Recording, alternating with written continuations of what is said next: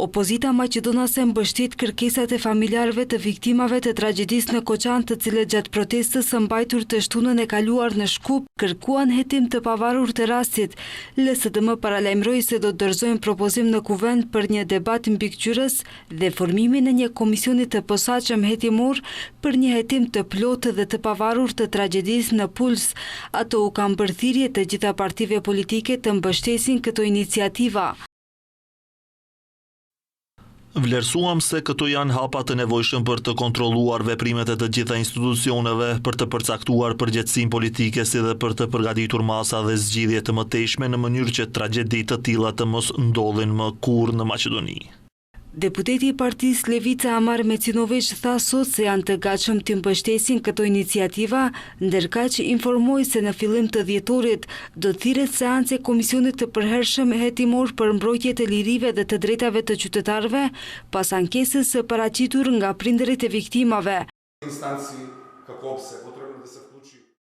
Kemi shpresa se do të ndodhë debati mbikëqyrës apo komisioni posaçëm hetimor. Besojmë se kushtet janë të pjekura, nuk ka arsyetim dhe për këtë shpresoj sinqerisht se do të ketë sukses kjo nevojë shoqërore. Të vërtetojmë se ku kanë dështuar institucionet që të mundemi në të ardhmen të parandalojmë ekzistencën e bombave të kurdisura në shoqërinë tonë ku mund të posojnë bashkë qytetarët tanë. Ndërkaq deputeti i VMRO të Pomnes Bojan Stojanovski deklaroi se do t'i pranojnë kërkesat e LSDM-s dhe Levicës, por se do të kërkojnë që debati të zgjerohet për të përfshirë të gjitha tragjeditë për të cilat, siç theksoi ai, nuk ka pasur përgjegjësi morale, politike apo penale.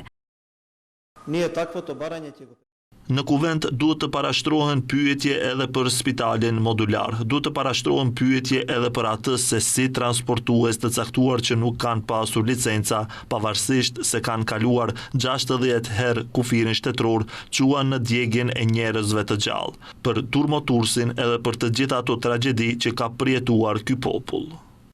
Zjarri në diskotekën Puls në Koçan shpërtheu më 16 mars të këtij viti, si pasojë të cilit vdiqën 63 persona dhe mbi 200 të tjerë u lënduan. Gjykimi për tragjedinë fillon nesër.